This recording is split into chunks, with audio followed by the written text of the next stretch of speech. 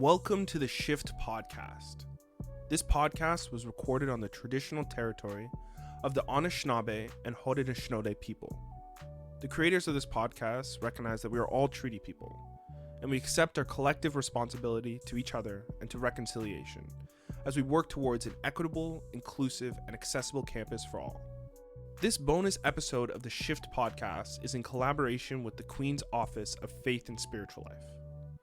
In this episode, you'll hear from BIPOC students and their lived experiences at Queen's. We attempt to uncover the many ways in which BIPOC and Queen's identity and culture intersect, homogenize, and oppose one another.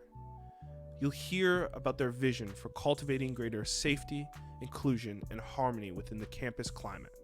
And ultimately, it is our aim to add to the conversation about the needs of the Queen's populace in creating a meaningful and lasting cultural shift. We hope to provide you with something pertinent and engaging, and ask in return you listen with an open mind and compassionate heart. The Shift Podcast is part of the Queen's Shift Project, a collection of initiatives aimed at creating a safer and more inclusive campus culture for all students. I'm your host, Jared Augustin, Queen's student and program assistant at the Office of Faith and Spiritual Life. Thank you for tuning in, and I hope you enjoy.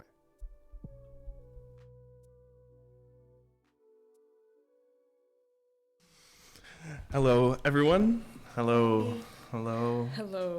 Thank you for joining on this podcast, this bonus episode of the Shift Podcast. Thanks to the listeners who are tuning in. We got a lot to discuss, and I think that we're gonna hopefully uncover some nice gems here. Definitely. Yeah. Oh yeah. I thought maybe we could just start off with you guys introducing yourselves.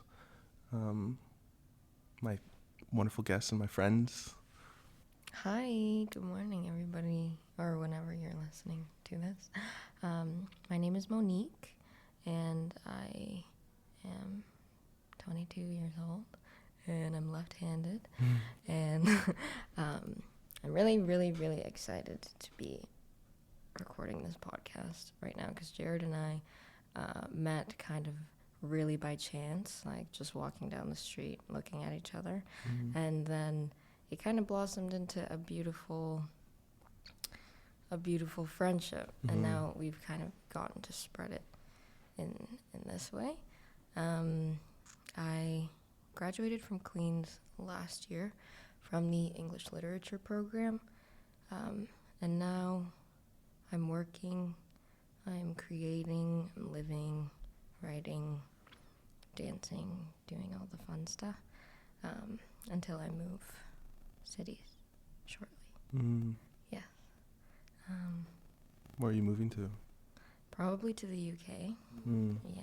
Yeah, moving to England has been a dream since I was wee, like a little being, since I could even imagine, having dreams, I think. And I'm not exactly sure why yet, but I guess getting there will give me that answer.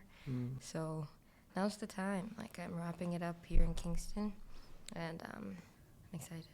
Love that. Yeah, I'm excited for you. Thank you. Hello everyone. I'm Salma, and actually, let me not anglicize my name. So my name is Selma. And I'm a third-year kinesiology student at Queen's doing my undergrad. I joined the Faith and Spiritual Life office recently, I'm going to say beginning of February, to help with a food program, little plug-in. And interestingly, I ran into Jared maybe 2 weeks into actually being part of the office, and I feel like it was just easy to have a conversation, and it feels like we've been friends for longer than we have been. Yeah. So I'm very thankful for this opportunity. Yeah, you were excited. Yeah. And I was excited that you were excited too. When I told you, because we had only known each other for a week when I was hey, do you want to do this? And you came with such great energy about it. And I was I was like, I was like, why is he taking so long to reply back? Like, you better not take back this offer. Like, I'm at the podcast. Yeah. Burst through the recording door. Like, I'm sitting down here. Yeah. Give me the mic. Yeah. Oh, that's so good. Yeah. Oh, well, it's wonderful to have you guys both here. I've very much enjoyed the way our friendships have maneuvered and blossomed. It's been cool, like, this last year, meeting a lot of new people, you know, different experiences. Maybe I'm Jared, 5th year kinesiology. I work at the Faith and Spiritual Life office. I run a group, little plug, the Voyagers. We meet weekly, although this one's our last meeting, and we meet here, so we'll see.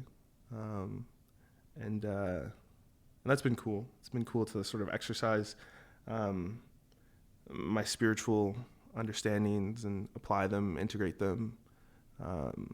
It's also this job I feel like I've had to like explore different faiths, you know, and really expand my horizon about spirituality. And yeah, you know, I'm going to be graduated. I'm applying for a master's right now, cultural studies, and yeah, I'm excited to see what happens in the next few months. Okay, I want to start off with asking you guys a question. Why did you pick Queens? It's a big question. That is a great question. Queens was actually the only Canadian school that I applied to. Like, I knew that I wanted to get out of here. And so I applied to a bunch of universities in the States. My mom and I did the whole, like, tour of all of them. I took my SATs, grinded so I could get out of here. And then finally, we ended up touring Queens. I thought it was beautiful. And then my mom came across the BISC program, which is like the Bader International Study Center in England. And she kind of figured that it would be better if I could do 1 year in Europe, travel the world, and then come back and be close to home for another few years. Mm-hmm. And I thought she was correct also, and it was honestly a blessing in disguise, because in my 3rd year, at the end of my 2nd year, is when COVID, you know, wreaked havoc. So I would have been in the States amidst COVID, amidst the entire kerfuffle. So I was very, very blessed to end up here, actually. But it kind of chose me. Like, it was the allure of going to England, which is ultimately where I want to end up for a little. That kind of brought me here, and I'm still here. So, yeah. Yeah.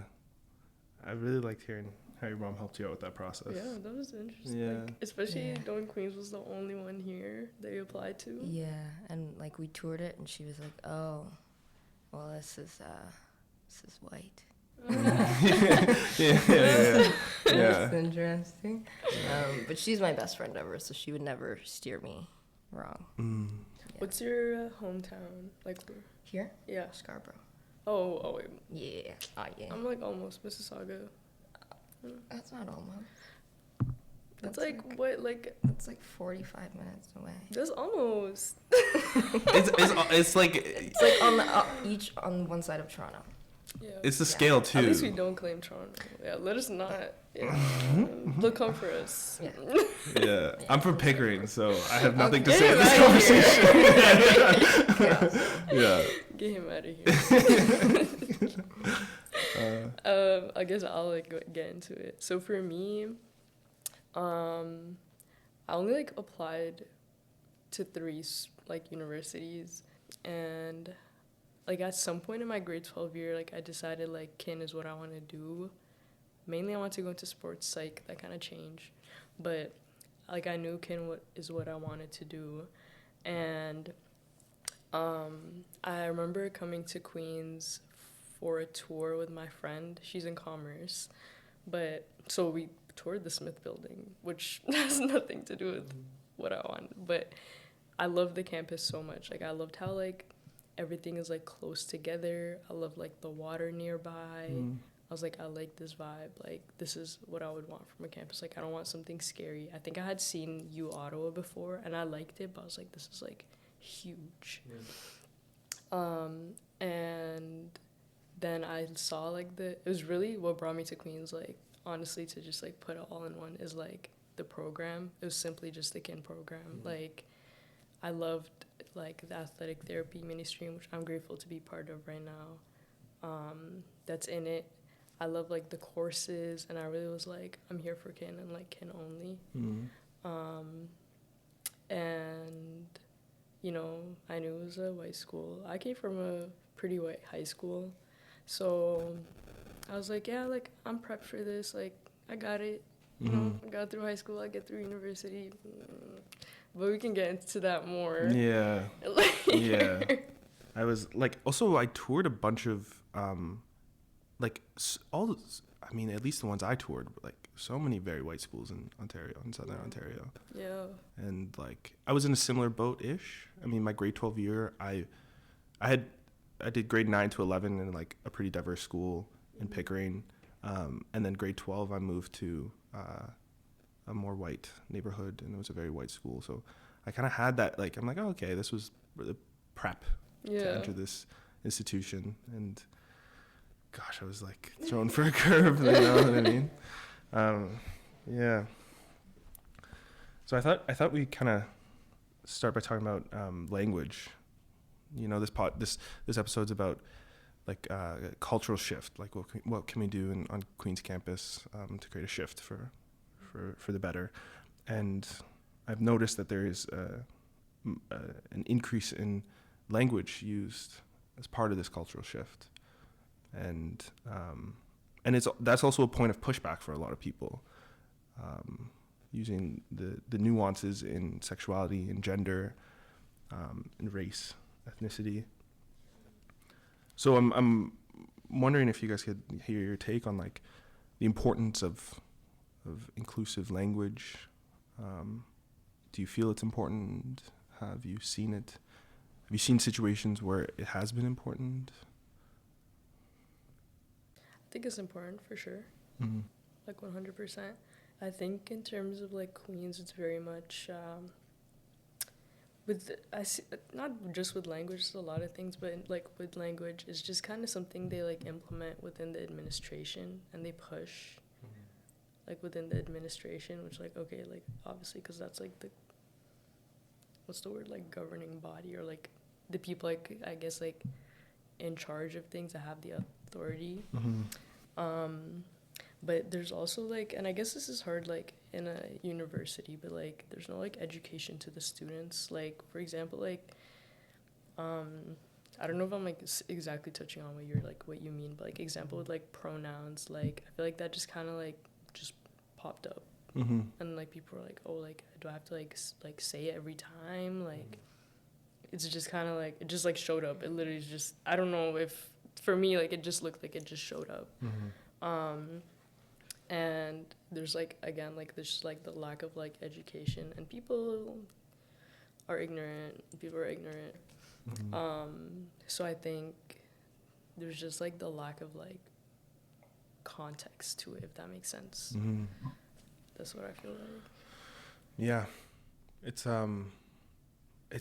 a point, I think, a strong point of divergence in like, yeah, like this is like, why are we using this? Like, for who does this serve? And I think there's a population of people where it is helpful, and it does serve them a purpose.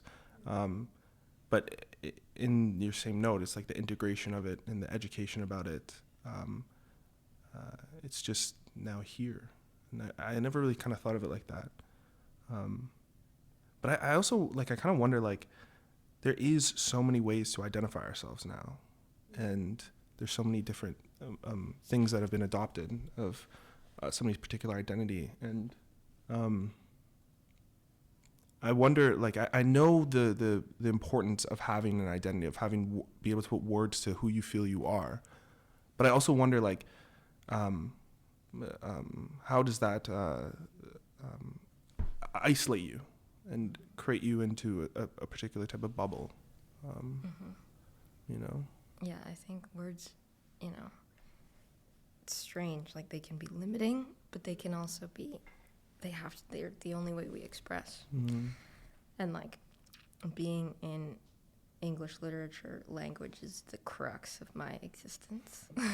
And learning about it and then post-graduating, teaching and learning about it myself has been so, like, starkly different.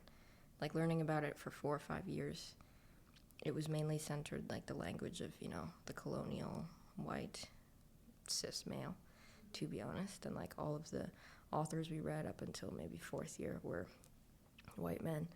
And then in 4th year, we started reading, you know, like, indigenous stories and black stories and slave stories. And that is when I got immersed in language that was a barrier, but, like, it was also the only way that people could write about their story. So yeah, that was in 4th year, when we kind of got out of the that lens focused on, like, the cis white male. And I realized that words are the only way that we can express our identities, express ourselves to other people, if, you know, we want to transcend time. Because, you know, there are countless other things like body language and how we dress that definitely mark our identity. But when it comes to language, that's kind of what sticks. Mm-hmm. And post-graduating, I, like, dove into all of the stories that I kind of didn't get to read in my first 4 years, which was a lot. Like, I still have a lot to go. But I just have learned so much about the breadth of existence and how people can write about themselves without writing about themselves, and they connect to an entire collective, an entire consciousness. And, you know, the words we use can be really limiting. So it's like it's weird dichotomy. Yeah, 100%. I love that point. Like, I agree with that, because not only, like, can it be limiting, but it's also, like, up for, like, to perception, like, or, like, however people, like, take it. Like, so, like, it's so easily that, like, people just misunderstand, like, your words, or, like, it just goes over their head. And I feel like that's also something, I guess, within Queens, relating back to, like, the ignorance. It's just, like, you just, like, expect it. You just naturally are, like, you don't even, like, open up specific conversations. You don't even, like, dive in, because you're, like, you just, like, expect, which is sad, but you're just, like, there's no competency, but, like, It's not received. yeah. Yeah, you can't really dive deep. Yeah. Too deep. Yeah. And, like, I feel like that's how, when you were talking about, like, all the books you read in, like, the first 4 years, I feel like that's the culture. Yeah. And then diving Absolutely. into, like, more indigenous, more, like, diverse, more, you know, like, culture, like, rooted type stuff. That's, like what we want. Like, that is the shift that we want. Yeah. Yeah, like, if I went to school in Africa and did my undergrad in Africa, I would have read a completely different curriculum. Not just African, but, like, I feel like it would be centered on, you know, More like spiritual, Cultural, faith, yes. cultural, Yeah. yeah, for sure.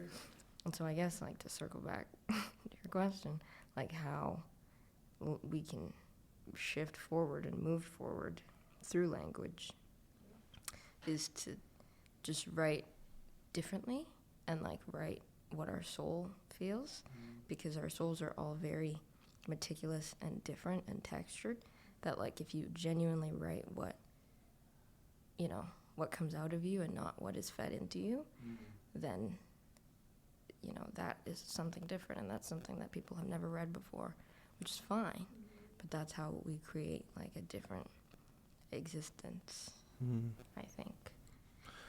Yeah. You make me think a lot about, like, sort of being externally defined opposed to internally defined. Yeah. It's a balance. I want to get an idea of where you guys come from and your background and your history and your family home. I think that will set some good context for our understanding and perception of the campus. Yeah, let me a question like that. Yeah, how would you describe sort of, like, your family home, where you grew up, what virtues of the culture you were raised in? Yeah, I can start. I was raised in Scarborough, in a house with my mom, my grandma, my 2 aunts, and my great-grandma. All women, all all single all the time. And we're Spanish, Jamaican, Chinese. And then on my dad's side, my dad and I are cool. Everybody's cool. We just like, my parents had me really young and just didn't want to do the whole like marriage, stay together thing, which is such a blessing. So they just co-parented harmoniously. And my dad is half Jamaican and half British. So in my house, I realized this later on in life, like how much of an impact this had on me as a being. But there were no men and like no expectations of how to deal with a man, how to please a man, how to talk to a man, how to respond to a man. And so my grandma and my great-grandma, mostly my great-grandma, raised me. She's from Ecuador because my mom was like out being a 20-year-old. And she raised me and just did everything. Like she was like the man and the woman and the king and the queen of the entire queendom. And it was just so like rich in like medicine and healing practices and prayer and culture and expression, which totally makes sense. That was like the formula and I'm the answer. And yeah, I realized, I've written about this a lot, but like my great grandma was definitely a medicine woman.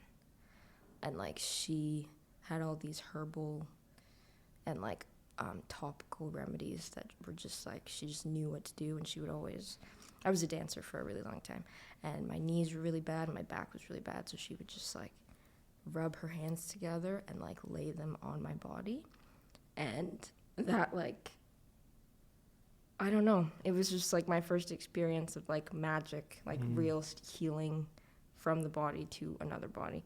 And those are the things that I've like carried into everything that I do now. And I'm so blessed. Like it's a very different like childhood that I lived. And I didn't realize that like not everybody, never talked to men, really. Yeah. And it's amazing. It's powerful. Oh, it's proper matriarchy, powerful. I don't know what the situation is with swearing, but I was just excited. Yeah, Salma, would you care to share? Yeah, so for me, I feel like my family is like the basic, like, so it's just me and my brother, and then my mom, my dad.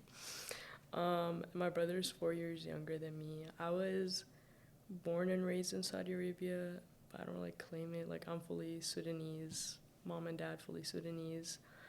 And it's something that like is so dear to me. Like I say it with pride, I guess. Like that's something that like I'm very happy to be.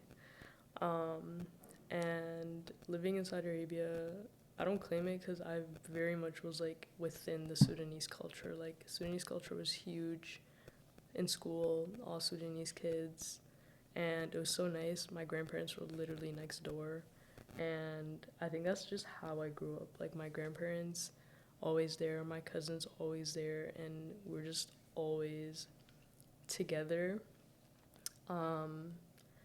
Up until like we came to Canada, and I feel like that's like when it felt so different because it was just us and it was the new place. And I was like, I think when we moved here, I was like just about to turn 8. I was very much like, this is a vacation, we're going back. No. So yeah, but it wasn't bad. I feel like the younger you come here, the easier it is to adapt. I think it was harder on my parents compared to me.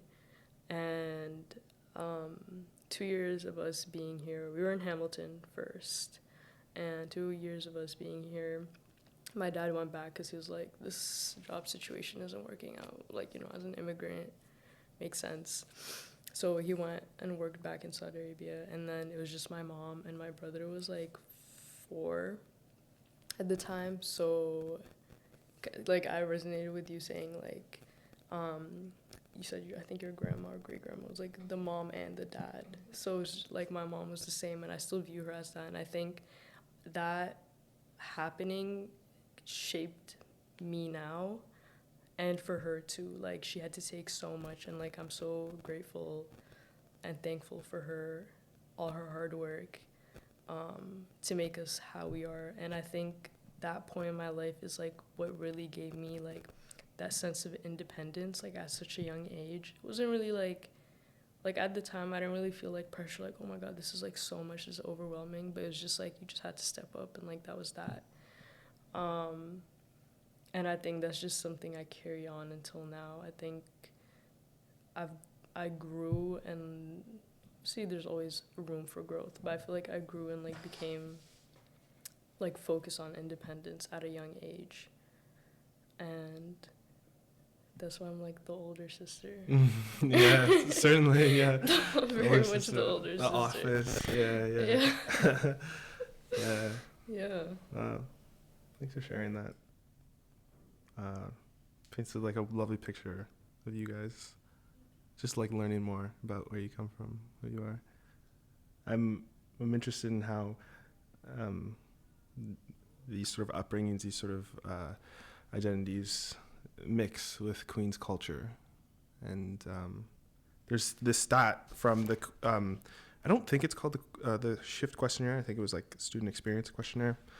But 65% of racial students who responded to the questionnaire felt that they needed to hide some aspect of their identity to fit in. And I've certainly felt some moments of that. And so I'm wondering if you guys relate. And in those moments, did you hide it, or did you sort of unapologetically show yourself and show who you are?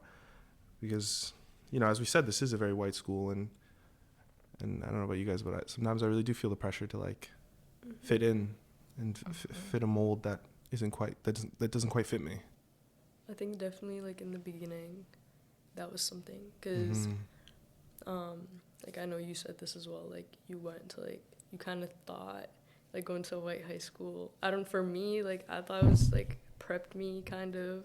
No, like the shock was still real. Like I was like, this is crazy. Like where are they at? Where is the diversity? Like please.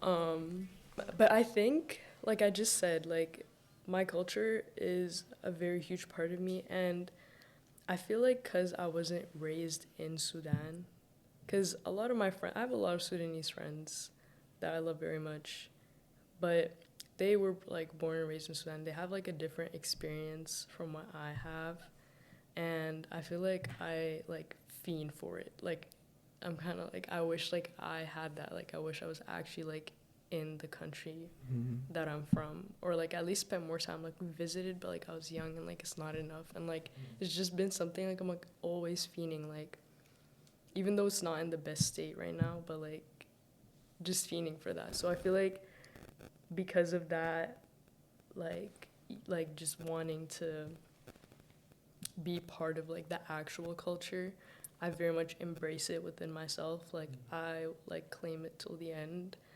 in terms of like clothing, in terms of food, in terms of language, and then just the people I surround myself with, like in terms of like that aspect. There's also for me like the aspect of religion, which I feel like changed like enormously for me. Growing up, like religion has been just has been part of my life, like simply like my family is religious. We are very much practicing, alhamdulillah, and it's just something that I don't want to say engraved, but like it's just something that is just like second nature. Like it's just like in me. Like it's not even something I question. And coming to Queens, because first year was my COVID year, so I was at home. But second year, I think there were so many like changes within that, because now I'm on my own. There was stuff that I was like, okay, like I know this is like how I feel about the religion, because like this is stuff I'm maintaining, this is stuff like I'm committed to, I don't even question. But there's always like there's more to do. And I think it's always during Ramadan time where these things hit, at least for me. So last year, being on my own, that was like a different one. Usually, like, you know, you break fast with the family, like it's just like a family, like community time, but like I didn't have that. And that pushed me to like stay consistent and committed on my own. And I think my love for my religion grew even more. This year, I think very much different, because last year I wasn't close to campus. This year I was, so you're kind of close to the whole scene, and the scene is very much in your face. So I think first semester started off, for me, is unpleasant. Like looking back at it, like it's something like for me is unpleasant. Looking into this semester, I'm very grateful for the community around me, and like I've always like embraced myself as a Muslim. Like that's not something like I want to hide, but it's like the reflecting that, you know? And I think now that's something like I really want to do, and like something that I'm like fully committed to. Especially since I'm like feeling like, different like types of connections, especially like learning more, and just like having like that feeling that like the flicker in your heart is something that I've been feeling. Yeah.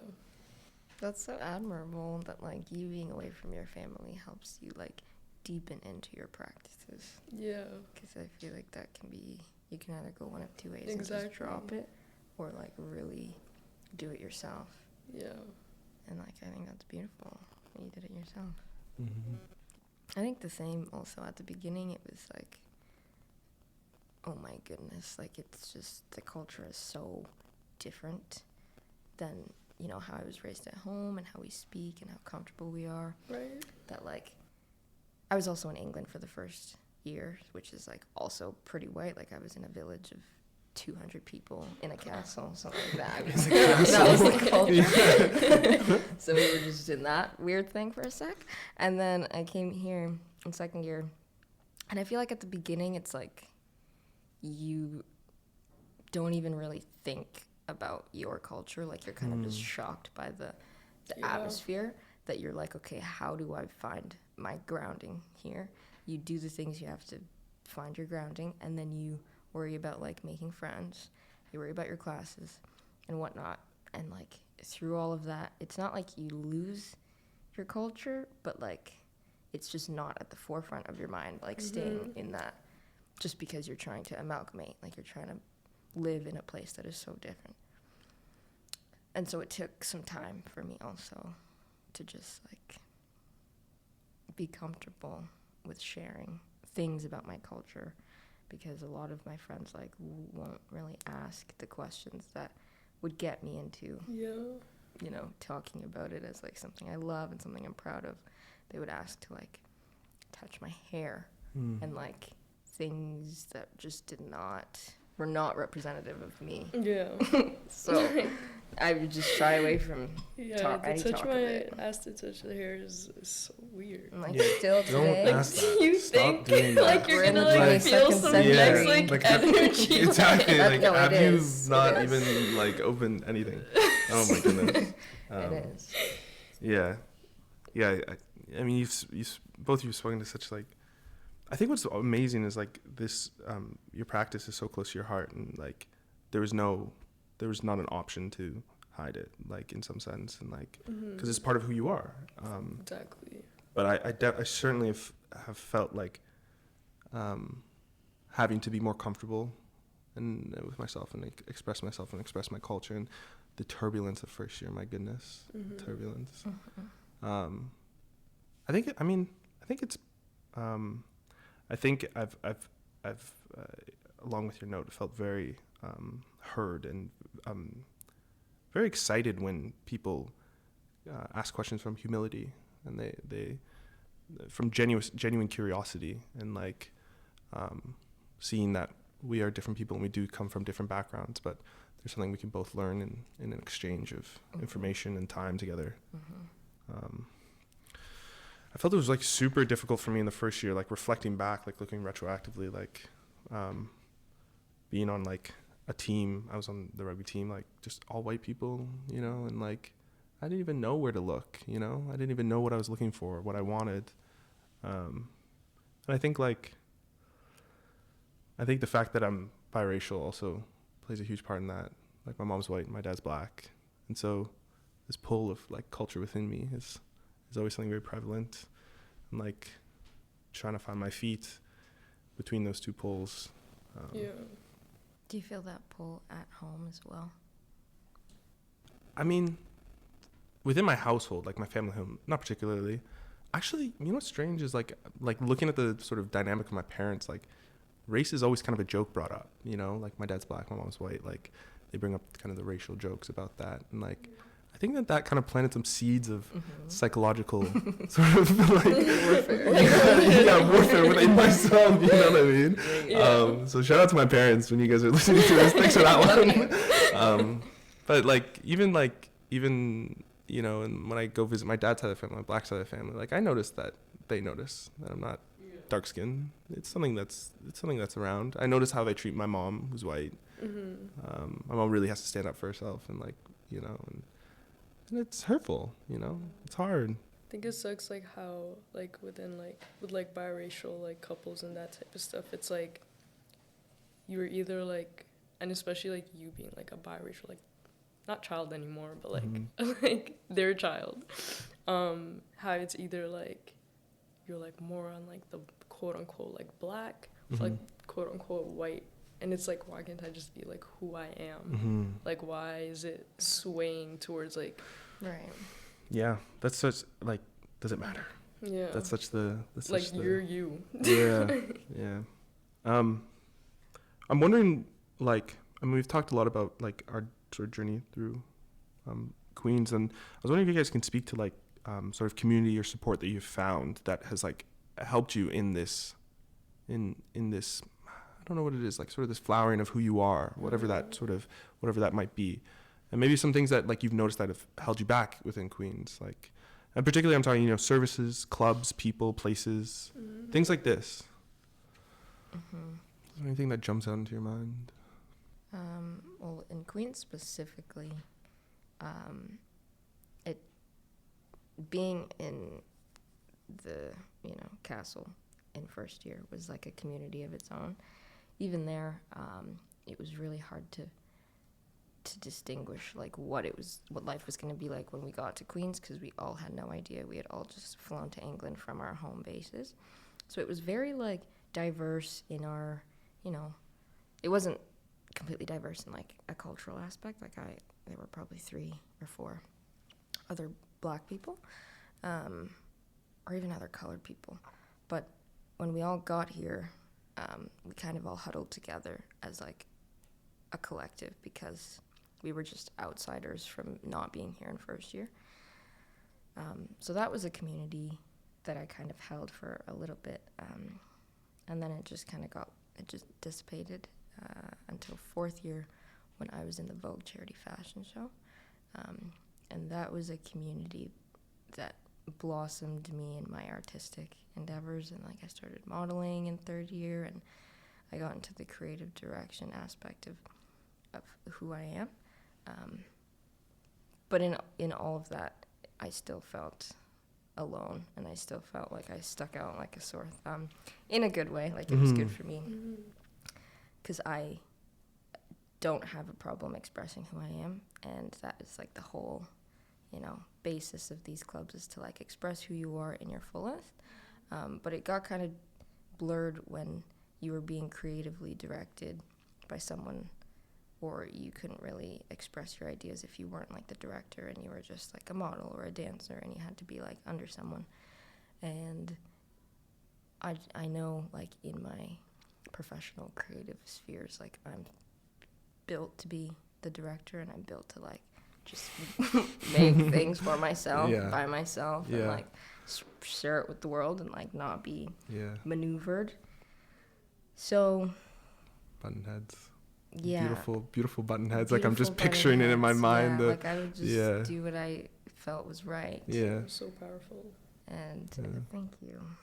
And so that was like, it was a struggle, but it also got me like some grit. Like I really, that's built up my toughness, and it built up my voice. And now I am doing all the things that I want to be doing for myself. So That's what I'm talking Love that for you. thank Yeah. you. Yeah. Thank you. Yeah. What was the question again? Well, it was like, The community. sort of, yeah, kind of like what sort of things have you found at Queens that have sort of supported you and Okay. supported your community? I feel like because we kind of like mentioned or like briefly talked about this topic. I think when we first met or something. I think we got into it. Yeah. Yeah, I think I said something, and interestingly, it's changed in some ways. But right now, I think the Muslim community is like a huge, like, just the place for me right now. Mm-hmm. I think with Kumsa, even though I've been part of the team since this, like, the beginning of this year, I think this past, like, 3 weeks have been, like, the time where I've really felt like this is, like, my community and, like, genuinely, like loved being part of it. And I think since we started our iftar program, we're always together, and it's the fact that, like, we're giving to these students and we're building this sense of community. It's so beautiful to have all the Muslim students together in one space, breaking fast, like, just, like, showing gratitude and, you know, like, being in this like, aura of, like Ramadan and fasting and, like, peace and, like, spiritualness and devotion,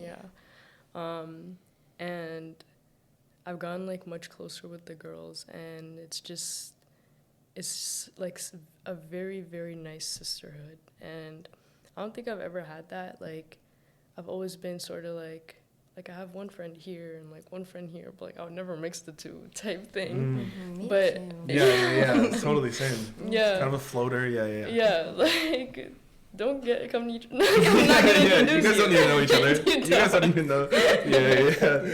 Yeah, but now I have this sisterhood, and it really is like a sisterhood. Like, these girls, like, I'm so grateful for them because I really do feel like they have my back and, like, they have my best interest, and it's so easy to talk to them. I feel like for me, like, I felt scared to, like, get into, like, the Muslim community because I'm like, well, like, this is like a mind trick, but it's kind of like, well, I haven't been, like, the best Muslim, like they'll judge me, even though they don't necessarily know, but I'm like, they'll judge me, or, like, I won't fit in, or, like, you know, which is, it's not like that at all. And at the end of the day, like, you are who you are. Everyone makes their mistakes and everything, but it's just been so easy to just, like, ease into that and just find myself. Like, it's like I've been myself. Like, I've never felt like I've had to, like,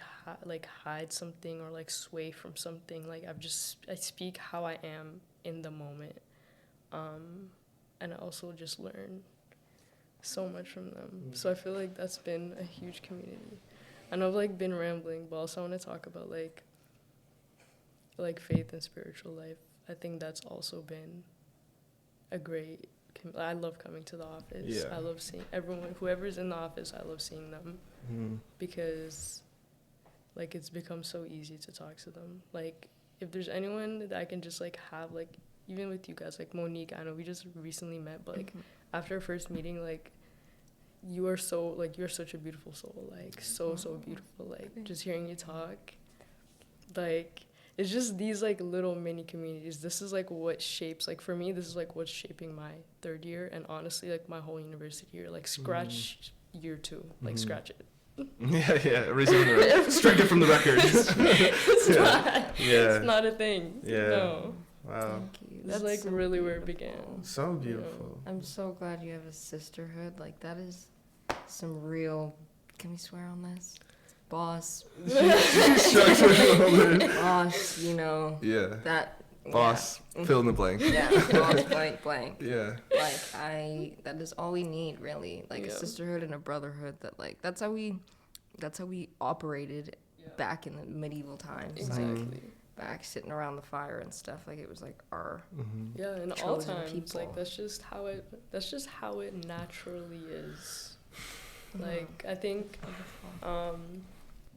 like speaking, I guess, to sexes like females and males, like it's very much like feeding off of each other. Each one is like there to help each other. It's never like a more power over the other, which just sucks that this is how things have become. Yes. Especially I think, I mean, in so many cultures, but I guess like here too, you really see it. And here you see it also, like race plays a role, culture plays a role. Yeah. It's so strange that there's majority women at the school. Like, I mean, according to 2020 census, that women represent over half the registered student across all programs. But this patriarchal efforts to separate women and to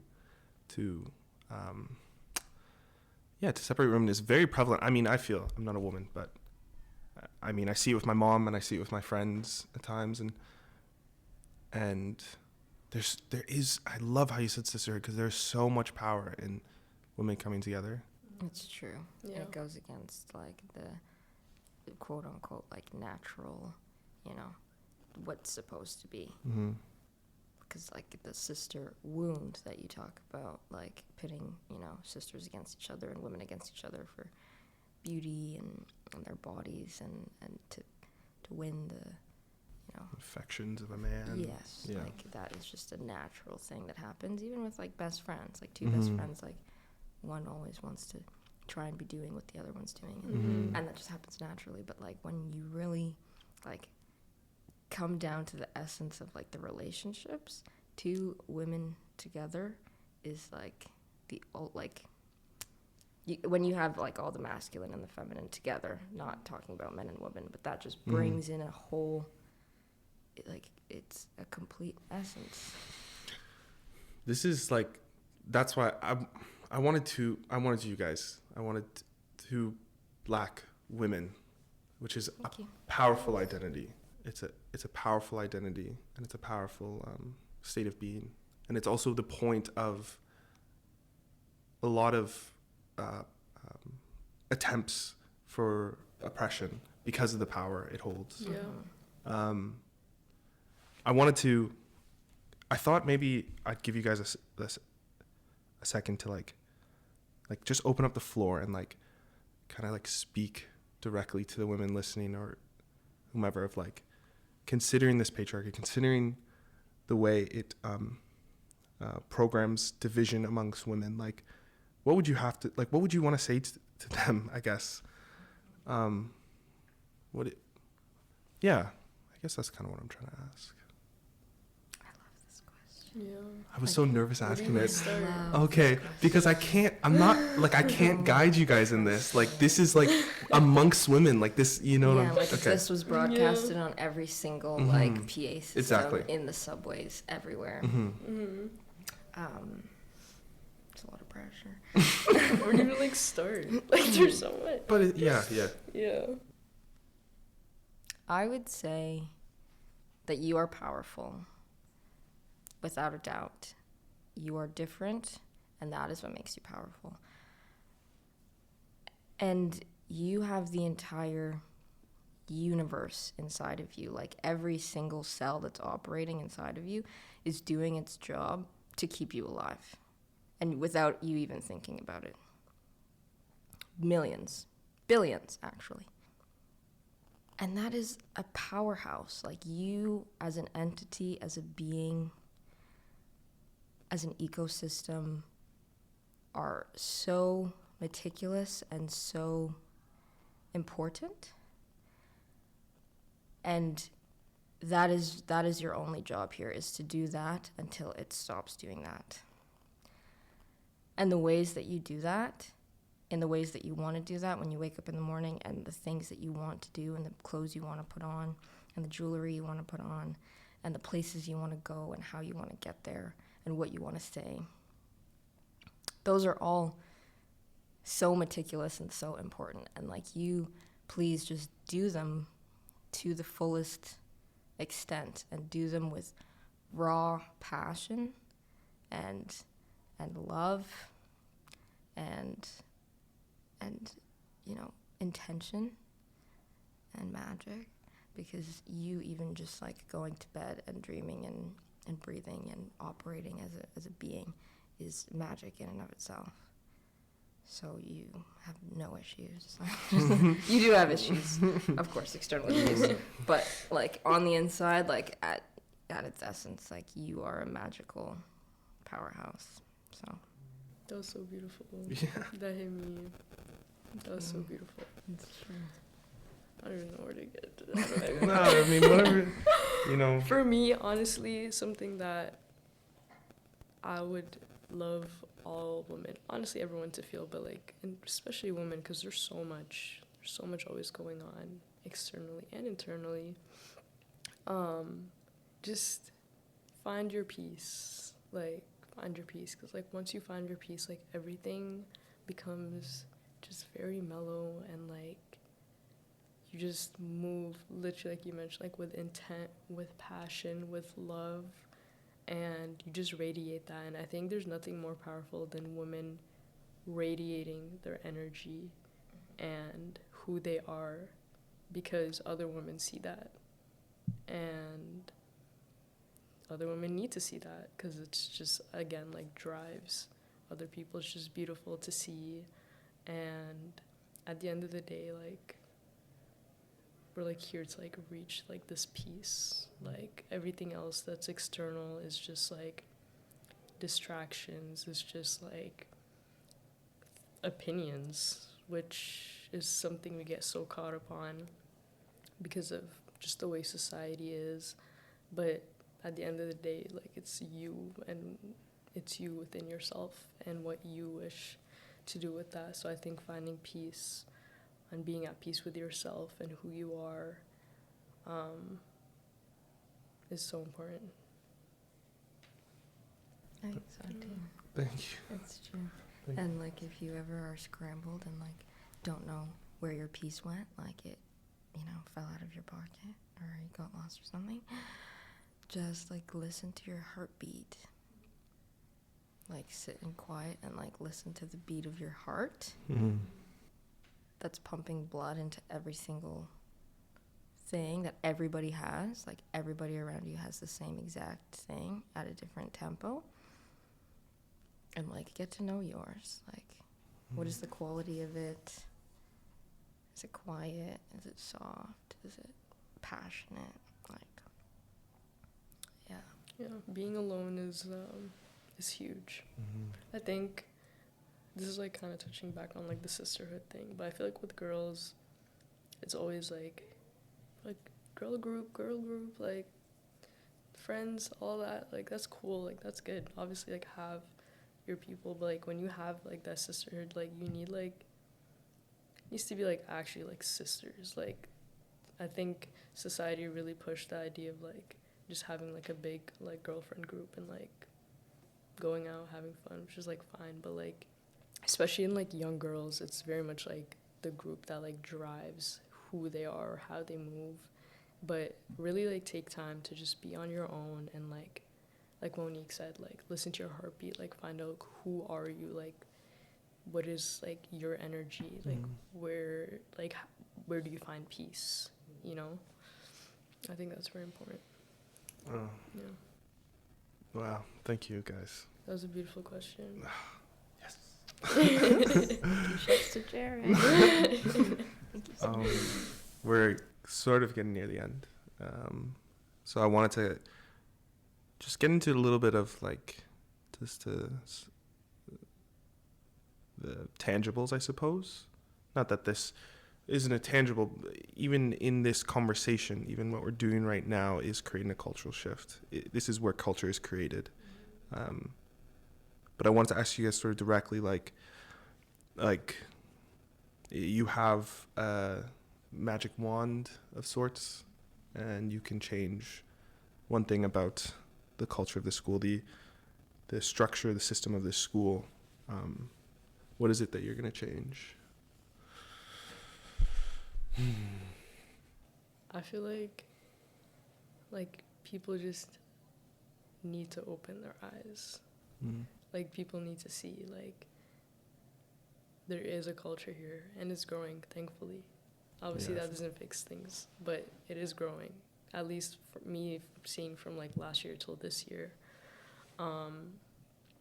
People, like, need to open their eyes and, like, be aware of it. Like, there's so much culture here. Like, there's more than I thought that there is. Like, there's so much, and it sucks that you kind of have to go looking for it. I think that's the big thing. Like, how do you, like, put this in people's faces? Like, everyone, like, not just the people that are looking for it. I think that's, like, the real question, because it's there. Yeah. It's definitely there. I feel that. I've noticed it more and more. Yeah. The more I've sought it out. Yeah. The more I've sort of opened my eyes. Yeah. Yeah, I practice this every night with my magic wand on my nightstand. Like, what would I change today? Yes. Today, kind of like Salma said, like, people need to open their eyes. I would want people to open their hearts. Like, just wash away all of the, the extra stuff, the fluff, and just, like, teach, from the curriculum, from just, like, at a base level, at the foundation, like, this all-consuming love, and, like, how can you go about your day, in service, loving yourself, in service to other people, like, even, I don't know what you guys learn in kinesiology, that's not my sector, but, like, how can you, like, love the body, and, like, how can you heal things by loving the body? I don't know, like, love is healing. That's true. And, like, I think it would change a lot of things at its foundation. Definitely what culture. You said with, like, love is healing, because someone that is at peace with themselves and loves themselves is gonna radiate love, and, like, that's really all we need. Like, you don't have to be an expert on, like, every culture, their history, every faith. Like, no one is asking for that. Like, we are not like experts. Like, I'm not an expert in my own faith and culture, but it's just, like, approaching everything with love and, like, with interest and, like, just, like, calmness. Like, I know I'm saying, like, peace a lot, but literally, like, approaching it, like, with peace. Like, you recognize, like, this is here, and you being, like, at peace with yourself and loving yourself will just radiate that energy out there. And, like, that's really what people here need, especially, like, minorities. Like, that's all they need.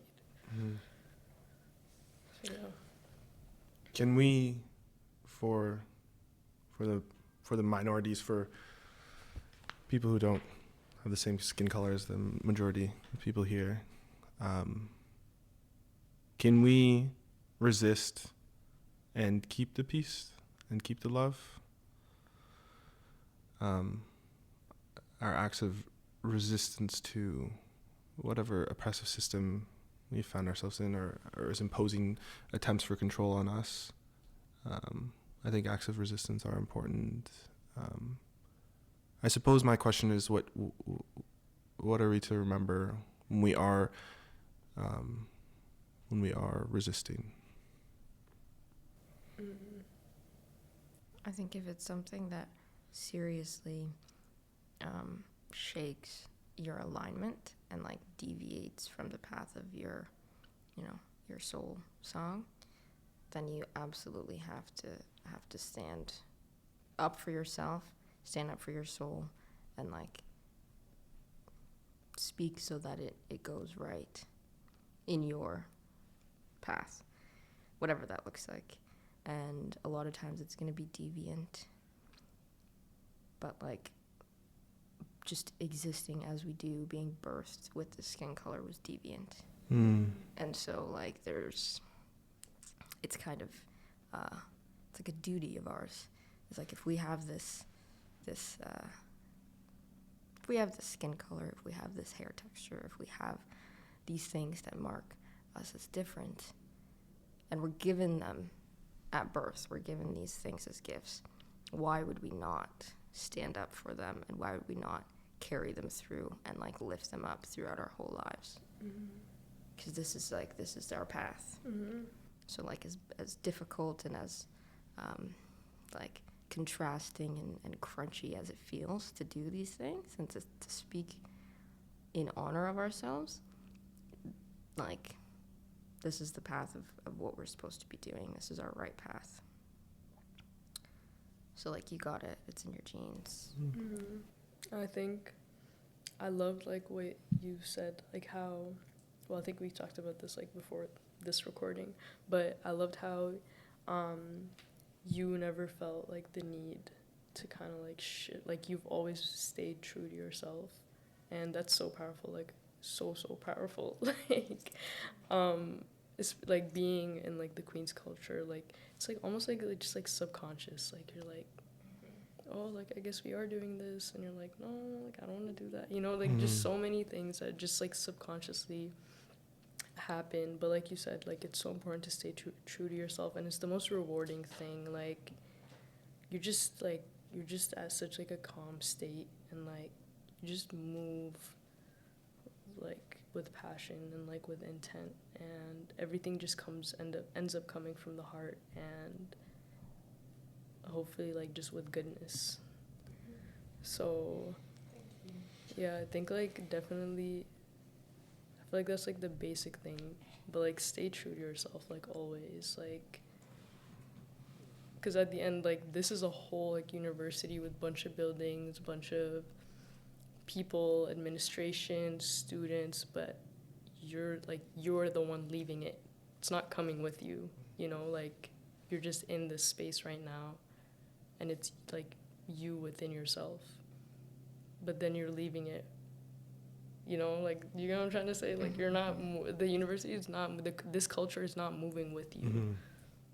At the end of the day, it's like about yourself. So that's something like I think you need to stay true to, and it's more powerful to keep an imprint of who you are here than like leave with something that you don't want from here. You know, like it's a universe city, like it's a city of universes, and you have to cultivate yours based on, you know, the atmosphere and what it gives you. But like it's also a city that hustles and bustles and moves about as time goes on, so like you have to kind of move along with the current. And when you leave it, it's still going to be a city of universes, but like your universe is the only thing that you have to delegate. I could talk to both of you for hours, and this has been absolutely wonderful. Thank you so much to both of you. This was so important to like have and like talk about these.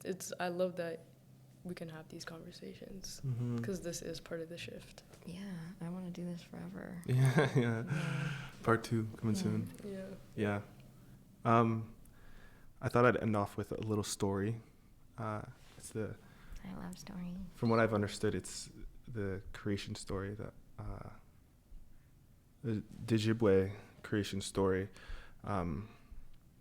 adapted from a person who was adapted from a person who adapted it from actually Richard Wagamese,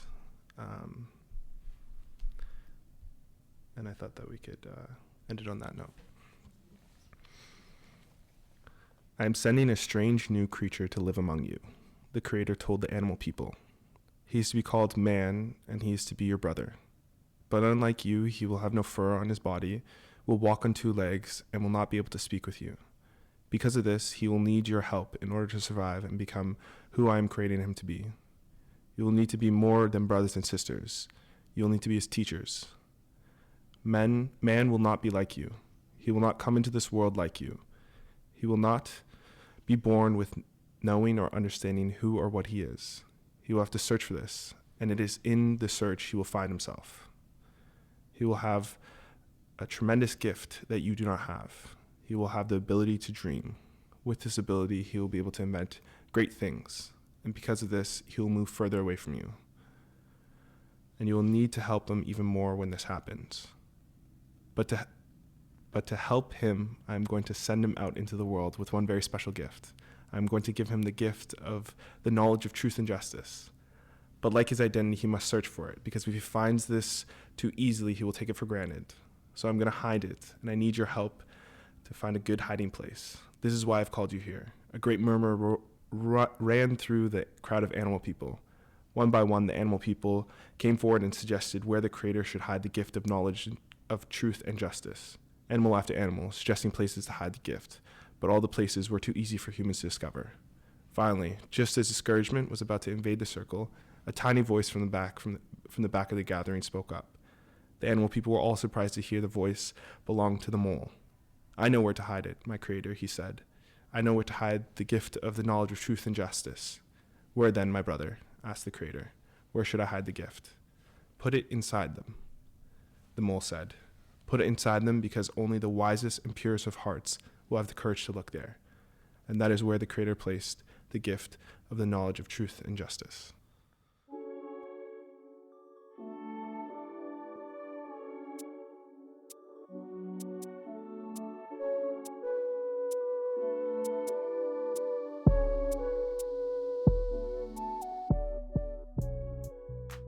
Thank you for listening to this bonus episode of the Shift podcast. For the list of all the resources mentioned in this episode, please visit the Shift podcast website at queensu.ca/campus wellness project/shift-podcast. If you'd like to get involved with the Shift podcast or have questions or comments in general, feel free to email queensshiftproject@queensu.ca. If you'd like to get involved with the Office of Faith and Spiritual Life, email chaplain@queensu.ca.